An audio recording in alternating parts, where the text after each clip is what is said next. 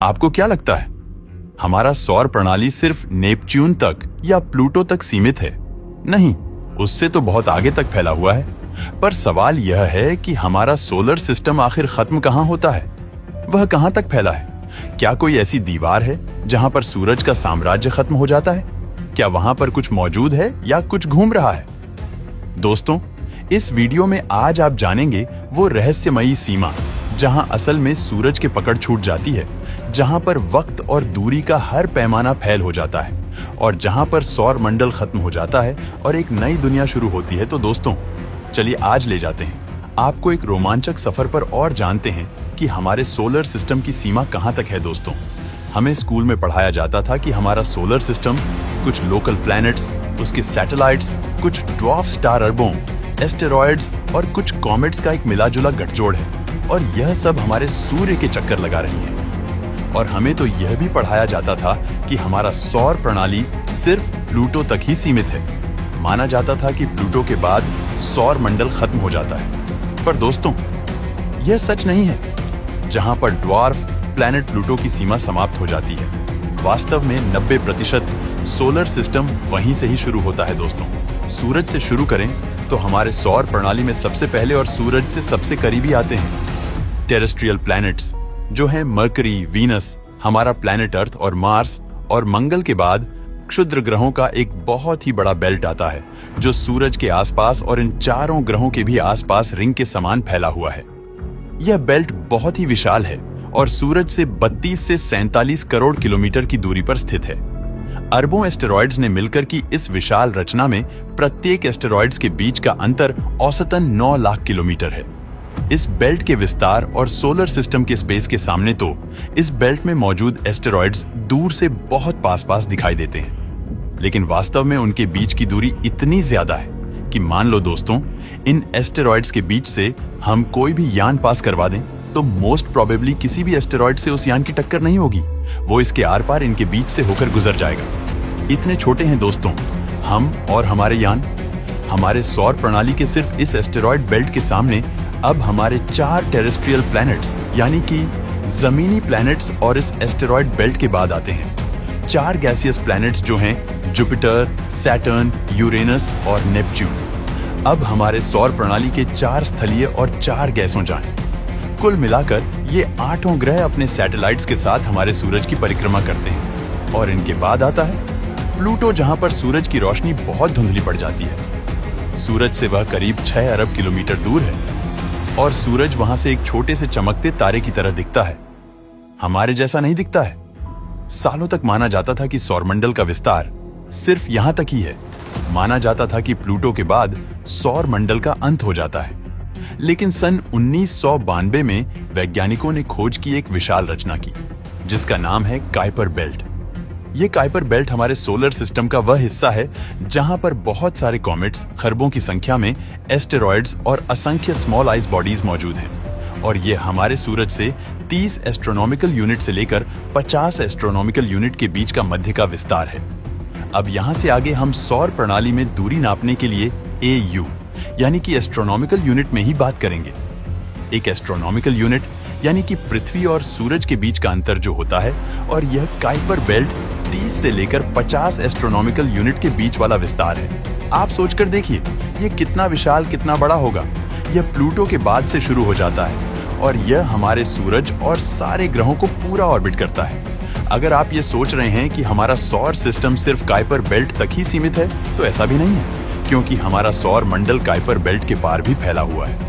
और इस Kuiper belt के भी पार जो विस्तार है उसे कहते हैं स्कैटर्ड डिस्क, जो सूर्य से 100 एस्ट्रोनॉमिकल यूनिट्स तक फैला हुआ है। और इसी क्षेत्र में हमारे सोलर सिस्टम का एक और ड्वार्फ प्लैनेट मौजूद है जिसे कहते हैं एरिस, जो प्लूटो से भी ज्यादा मैसिव है।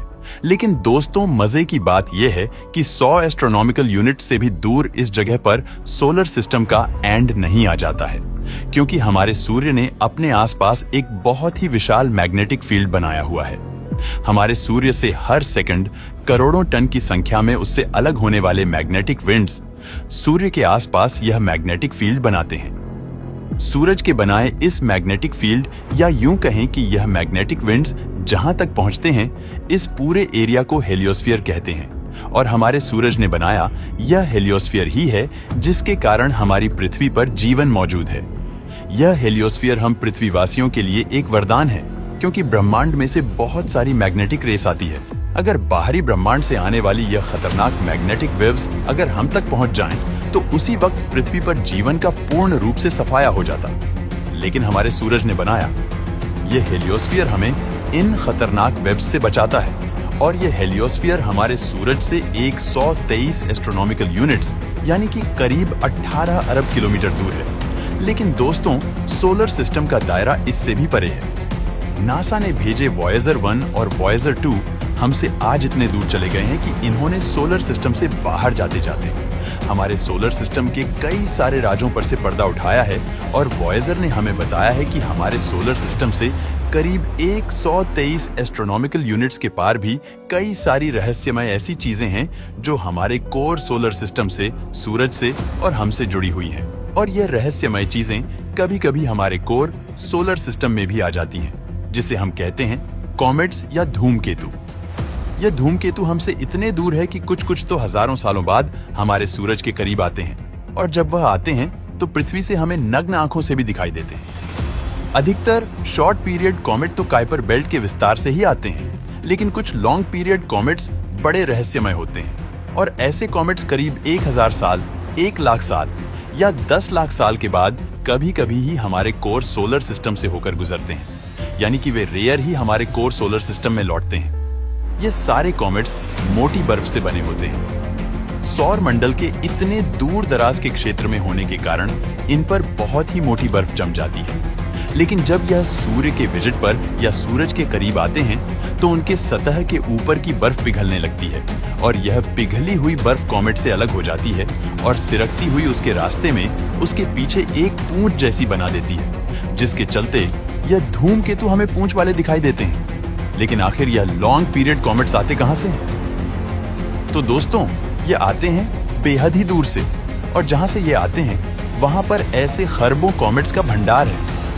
वैज्ञानिकों को लगता है कि हमारा पूरा कोर सोलर सिस्टम ही अपने शुरुआती दिनों के बने मलबे के एक विशाल बॉल से घिरा हो, और यह बॉल वैज्ञानिकों के लिए आज एक बहुत ही विशाल और हाइपोथेटिकल संरचना है, जिसे वैज्ञानिकों ने नाम दिया है ऑट क्लाउड। कैलकुलेशन से पता लगा है कि इस ऑट क्लाउड में करीब 2 खरब से भी ज्यादा छोटे बड़े आइसी ऑब्जेक्ट्स हैं, जो हेलियोस्फीयर के भी बहुत आगे तक फैले हुए हैं। माना जाता है कि यह ऑट क्लाउड बर्फीले चट्टाने और कॉमेट्स का घर है, जहां से समय समय पर कुछ मेहमान हमारे करीब आते रहते हैं। ऑट क्लाउड हमारे कोर सोलर सिस्टम से 5000 से लेकर 1 लाख एस्ट्रोनॉमिकल यूनिट तक फैला हुआ है, और इस ऑट क्लाउड के एज को ही जनरली हमारे सोलर सिस्टम का एज यानी कि उसका विस्तार माना जाता है। उसके पार हमारा सौर प्रणाली खत्म हो जाता है, और ऑट क्लाउड तक लगभग सभी पिंडों को हमारे सूरज का गुरुत्वाकर्षण प्रभाव करता है, उन पिंडों को अपने आसपास घुमाता है। हालांकि ग्रेविटी का ब्रह्मांड में कभी भी अंत नहीं होता। बहुत ही सूक्ष्म रूप में ही सही, हर बड़े पिंड की ग्रेविटी पूरे ब्रह्मांड में फैली हुई होती है, लेकिन वह उतनी असरकारक नहीं होती, और क्योंकि हमारे सूरज की ग्रेविटी उसके ऑट क्लाउड तक के विस्तार को प्रभावित करती है, इसलिए हम ये मान सकते हैं कि हमारे सोलर सिस्टम का विस्तार ऑट क्लाउड तक फैला हुआ है, जो अपने आप में अत्यधिक विशाल दूरी तक फैली हुई बहुत ही बड़ी संरचना है। और सूरज की ग्रेविटी का प्रभाव देखो दोस्तों, सूरज अपने सभी पिंडों को साथ लेकर एवं इस पूरे ऑट क्लाउड को साथ लेकर अपनी विशाल सीमाओं के साथ ब्रह्मांड में मिल्की वे के सेंटर की परिक्रमा कर रहा है, और वो भी करीब 10 लाख किलोमीटर प्रति घंटे की स्पीड से। न आश्चर्य भरी कहानी। तो दोस्तों, यह थी हमारे सोलर सिस्टम की कहानी। वीडियो पसंद आया हो तो लाइक और शेयर करें।